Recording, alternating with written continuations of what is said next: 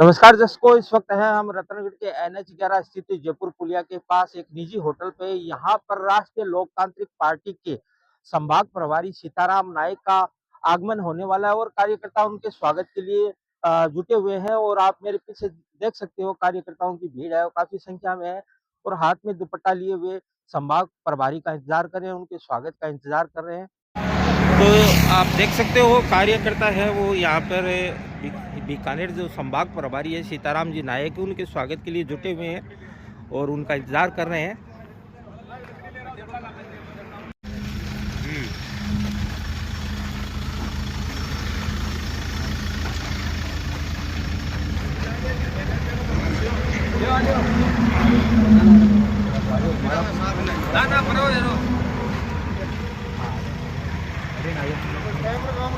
बिल्कुल चाल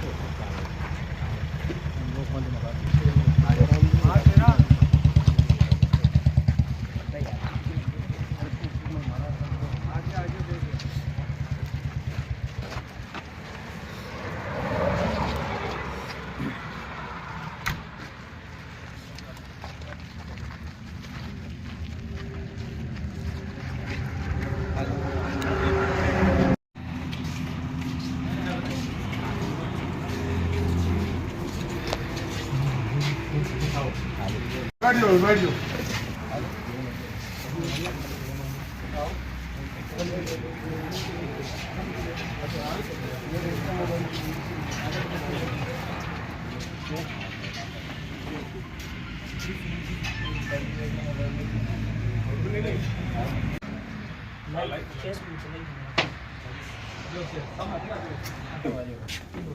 बीकानेर संभाग प्रभारी का स्वागत करते जिला उपाध्यक्ष गजानन सियाग, कार्यकर्ताओं द्वारा माला पहनाकर स्वागत।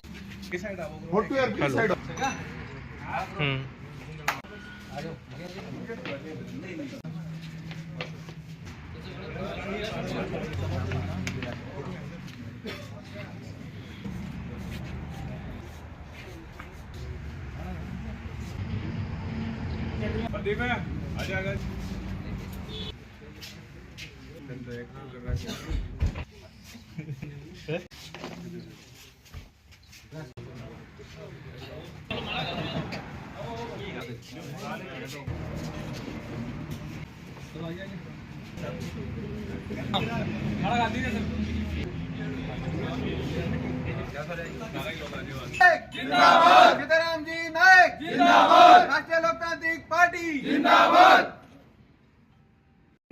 आज सम्मानित मंच और मेरे पिता तुल्य बुजुर्गों को मेरा प्रणाम और मेरे युवा सभी साथी नौजवान साथियों, आज अपना सीताराम जी जो अपने संभाग प्रभारी है इसका दौरा था तो इनसे मुलाकात हुई और इनका बहुत ही अच्छा मतलब व्यक्तित्व के धनी है, बहुत ही अच्छे आदमी, एक्टिव आदमी अपनी पार्टी के लिए और इनसे हमें सीख भी लेनी चाहिए। और ऐसा खास प्रक्रिया को लेकर के आज सीताराम जी का दौरा था। जिले में इनका आगे भी है, आगे सदार से जाएगी, आगे हनुमानगढ़ गंगानगर का भी दौरा रहेगा। तो ये सुना था तो बहुत ही अच्छा लगा। और मैं तो आप सभी लोगों से एक ही संदेश देना चाहता हूँ कि आने वाले समय में ये 2026 और 2028 से ये अपना होना चाहिए और सभी युवा साथी सभी ग्राम में एक एक आदमी अपने आप को हनुमान बेनीवाल समझ के सभी अपनी तन मन से ताकत के साथ लग जाए और आने वाले इस भ्रष्टाचार और निकम्मी सरकार के खिलाफ अपने हर एक युवा को, हर एक आदमी को, एक एक आदमी को मजबूत करना है, एक एक आदमी को लड़ाई लड़नी है और सभी अपने आप को हनुमान बेनीवाल समझ के हर जगह अपनी मजबूती के साथ लड़े।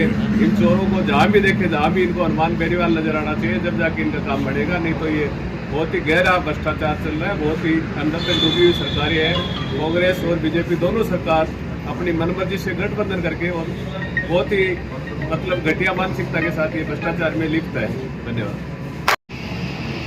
राष्ट्रीय लोकतांत्रिक पार्टी के नायक बीकानेर संभाग के प्रभारी सीताराम जी नायक, रतनलाल जी व सभी मेरे नौजवान साथी, आज हमें पता है कि रतनगढ़ में बीजेपी और कांग्रेस का बहुत ही बढ़िया गठबंधन चल रहा है। कोई गरीब आदमी उषाराम जी के पास जाता है तो बोलते हैं मेरी तो सरकार ही नहीं है। बीजेपी के पास जाता है तो बोलता है मैं तो जीता हुआ नहीं हूँ। आज गरीब आदमी की सुनने वाला कोई नहीं है। तो आज राष्ट्रीय लोकतांत्रिक पार्टी के जो रतनगढ़ में बीएलए बनाए गए हैं, उन्होंने बहुत ही बढ़िया एक टीम के साथ काम कर रही है और जो भी बीएलए हैं उनको अपने बूथ लेवल पर बहुत ही बढ़िया टीम बना के काम करना है। एक पीछे की घटना बताऊं,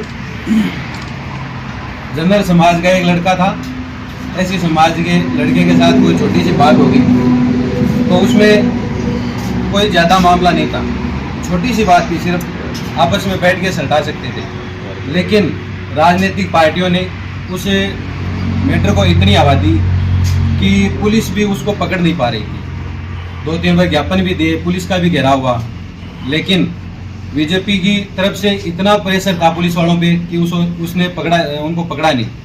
फिर उस लड़के ने 7-8 दिन के बाद आके समर्पण किया था। वो पहले दिन भी समर्पण कर सकता था, मैटर छोटा सा था, थोड़ी सी बात हुई थी, लेकिन उसने इतनी ज़्यादा बोला, उसने सोशल मीडिया के ऊपर आके SC/ST समाज को उसने गालियाँ दी हैं, बाबा साहब अम्बेडकर के बारे में बहुत ही गंदा गंदा बोला उसने।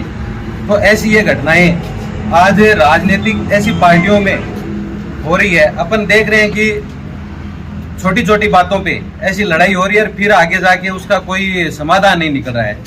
बीजेपी चाहती है ऐसे लड़ते रहो, कांग्रेस चाहती है ऐसे लड़ते रहो, अपना धनी दौरी कोई है नहीं।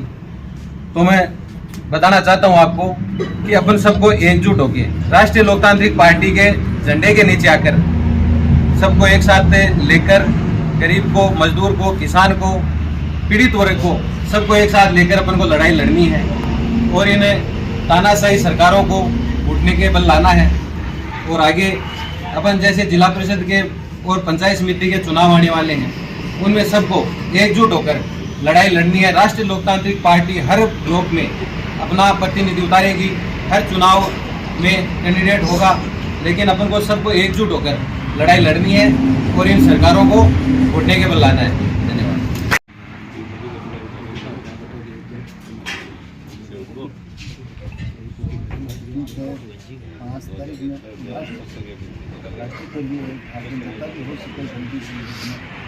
रतनगढ़ विधानसभा क्षेत्र में मेरा दौरा रहा और कार्यकर्ताओं द्वारा मुझे प्यार और स्नेह दिया गया। मंच पर विराजमान गजानंद जी, सुभाष जी, रतनलाल जी, सम्मानित मेरे मोतियों से महंगे कर्णधार राष्ट्रीय लोकतांत्रिक पार्टी के योद्धा, मेरा आने का पर्पज ये था कि प्रदेश से आदेश मिला राष्ट्रीय लोकतांत्रिक पार्टी के सुप्रीमो द्वारा कि हमारा बीएलए नंबर 1 और बीएलए नंबर 2 का कार्य हमें सौंपा गया सर। बीएलए नंबर 1 संपूर्ण विधानसभा का है, उसको बीएलए नंबर 1 की उपाधि दी गई। जिम्मेदारी बहुत बड़ी है क्योंकि पूरी विधानसभा उन्हीं के अंडरटेकिंग है। अब काम का विभाजन करते हुए पोलिंग बूथ पर बीएलए नंबर 2, विधानसभा में जितनी पोलिंग बूथ है उन पर बीएलए नंबर 2। अब मैं थोड़ा आपको एक इसमें आपका काम जल्दी इजी आसान हो जाए, वो थोड़ी सी मैं आपको बताऊंगा। जैसे जैसे आपकी पंचायत, विधानसभा में पंचायतें भी होती हैं, विधानसभा में वार्ड भी होते हैं, तो जहाँ शहरी क्षेत्र है वहाँ वार्ड है। प्रत्येक वार्ड का आप एक एक व्यक्ति मनोनीत कर सकते हैं। ये बीएलए नंबर 1 का राइट है, वो कर सकता है। तो बीएलए नंबर 1 वो राइट है, तो आपका जो प्रभारी बना देते हैं उसको वार्ड लेवल पर और पंचायत लेवल पर। तो एक पंचायत में 4 से 5 बूथ होती है, 4 से 5 बूथ होती है, तो वो काम इजी हो जाएगा। तो जैसे एक पंचायत में 50 बूथ है तो 50 अपन प्रभारी नियुक्त कर लिए अपनों ने, तो 50 हमारे सहयोगी बन गए। वो सहयोगी बन जाते हैं तो उस अनुपात में हमें काम करने का आसान तरीका मिल जाता है। तो 4 ही बूथों पर काम करना पड़ेगा। फिर हमने जो 4 बूथ बना दी, 4 बूथों के बीएलए नंबर 2 बना दिए। बीएलए नंबर 2 बनाने के बाद उनको दिशा निर्देश दो कि भाई अब आप आपकी बूथ पर 10-15 लोगों की कार्यकारिणी के साथ साथ बना दो, क्योंकि अपना काम बहुत धीमी गति में चल रहा है। क्योंकि अब बता रहे थे हमारे ये सुभाष जी महोदय बता रहे कि ये हमारा जो काम 302 है, 302 में अभी तक काम कितना हुआ? हाँ 200 हो गया। जबकि यदि जो मैं ये रूपरेखा बता रहा हूँ इस रूपरेखा के अनुकूल करते तो अब तक कब का ही काम हो जाता। ठीक है, और आज 1 महीने से ऊपर हो गया अभी तक अपन, क्योंकि एक व्यक्ति कहाँ तक पहुँच पाएगा। इसलिए आप इसमें थोड़ा सा परिवर्तन करते हुए और सबका सहयोग लो। सब 36 कौम के मेरे भाई जो मिलजुल करके और ये कार्य कर लेंगे तो हमारी ताकत को कोई नहीं रोक सकता। न कांग्रेस रोक सकती, न भारतीय जनता पार्टी रोक सकती, और प्रत्येक नागरिक हमारे से जुड़ जाएगा। और साथ में आपको ये भी कहना चाहूँगा कि हमारी राष्ट्रीय लोकतांत्रिक पार्टी की रीति नीति क्या है। हमारी रीति नीति है धर्मनिरपेक्ष, जबकि भारतीय जनता पार्टी जो है जातिवाद और ये धर्म में सबको बांटती। इसी प्रकार ये कांग्रेस पार्टी भी पहले SC ST OBC माइनॉरिटी इनको अपनी पॉकेट का वोट समझते, परंतु ऐसा नहीं है। साथियों, ये हमारी जो पार्टी है, हमारी पार्टी धर्मनिरपेक्ष पार्टी है और साथ ही 36 कौम की पार्टी है। ये अपनी पार्टी है, किसानों की पार्टी है, दलितों की पार्टी है। किसान की कोई जात नहीं होती, किसान जाति होता है। किसान जिसके 1 बीघा खेती है, 2 बीघा खेती है, वो भी किसान कहलाता है ना। तो 36 कौम के हमारे भाई किसान ही है। तो किसान की पार्टी, दलित की पार्टी, गरीब की पार्टी, हम सब की पार्टी, 36 कौम की पार्टी। अब देखिए सांसद तो और भी बहुत जीत करके पहले गए थे। पिछली बार 24 सांसद जीत के गए थे, अकेला हनुमान बेनीवाल तो एक ही था। आवाज उठाता था जब किसान संकट में आए। शाहजहाँपुर बॉर्डर पर 80 दिन के धरने तक वहाँ शाहजहाँपुर बॉर्डर हनुमान जी बेनीवाल बैठे रहे। और अपनी भारतीय जनता पार्टी जब अलायंस हुआ उसको ठोकर मार करके और बीच में आके बैठ गए किसान। जहाँ जहाँ सब साथी कोई संकट में आता है, कोई भी समाज संकट में आता है, वहाँ हनुमान जी पहुँच जाते हैं या फिर उनके सिपाही पहुँच जाते हैं और डट करके मुकाबला करते हैं। साथियों, आपको थोड़ा समझना होगा, बारीकी से समझना होगा कि हम बूथ लेवल तक काम करें और बूथ लेवल तक काम करके मजबूती बनाएं। मैं आज इस मतलब अपने कार्यकारिणी के बारे में ही बताऊंगा और ज़्यादा कुछ नहीं बताऊंगा, क्योंकि ये बताने के लिए तो समय अपने पास खूब है।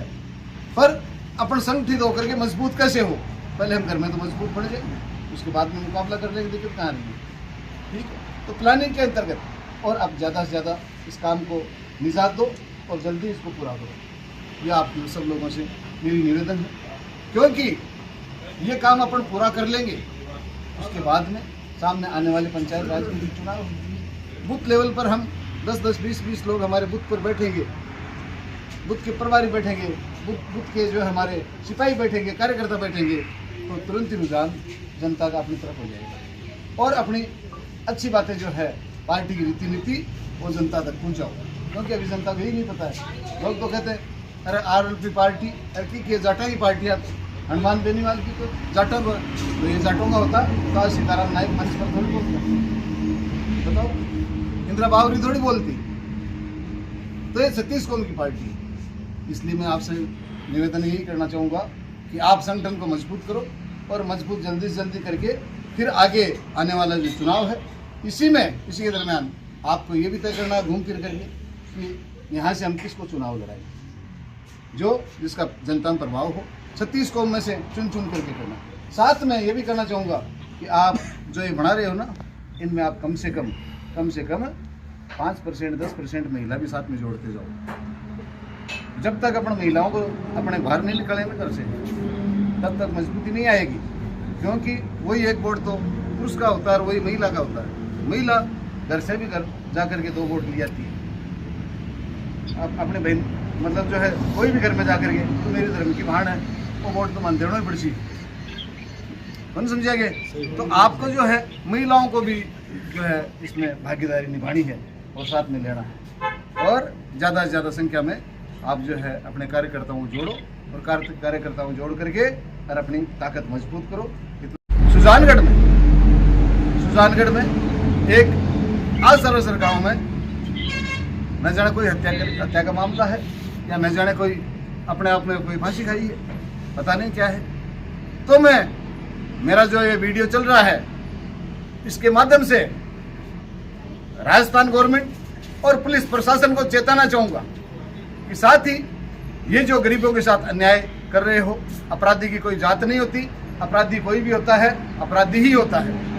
तो सांडवा थाना में 14 तारीख को राजू नायक ने रिपोर्ट दर्ज करवाई थी, पर पुलिस वालों ने उनकी न सुन करके उसी को अंदर धर दबोचा। फिर वहां से वो छूट करके आया। 17 तारीख को रिपोर्ट दर्ज हुई। तो जब वो पीड़ित था तो उसकी रिपोर्ट लेकर के और संज्ञान में लेते हुए उस निजात तक पहुंचते आप पहुंच करके नतीजे तक पहुंच करके जो दोषी था उसको दंड देते, तो आज वो मतलब ये हत्या की घटना नहीं होती। अब मोर्चरी में लाश पड़ी है। पुलिस प्रशासन को कहना चाहूँगा, आप ये न मत समझे कि हमारी भारतीय जनता पार्टी की सरकार है तो हम तानाशाही मोनोपोली, क्योंकि डॉक्टर बाबा भीमराव अम्बेडकर साहब ने सबको 36 को स्वतंत्रता का अधिकार दिया है और ये संविधान जो बनाया है, आप संविधान से खिलवाड़ मत करो।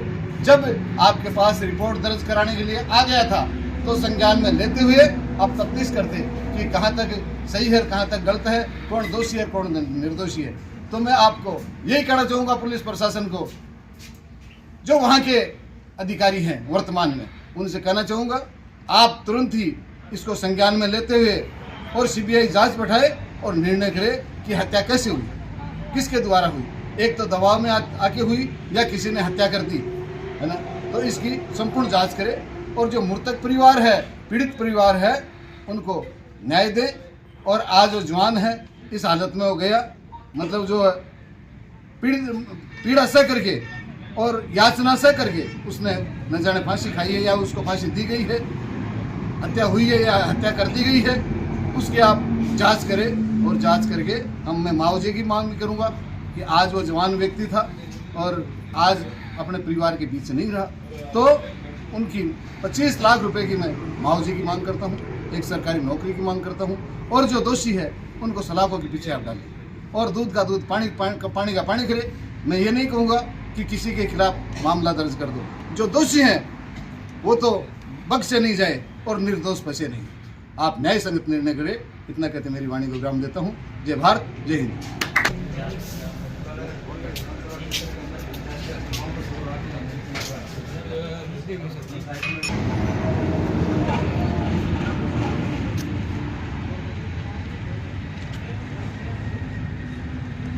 हनुमान बेनवाल जिंदाबाद, हनुमान बेनवाल जिंदाबाद, राष्ट्रीय लोकतांत्रिक पार्टी जिंदाबाद, राष्ट्रीय लोकतांत्रिक पार्टी जिंदाबाद, आरएलपी जिंदाबाद, सीताराम जी नायक जिंदाबाद।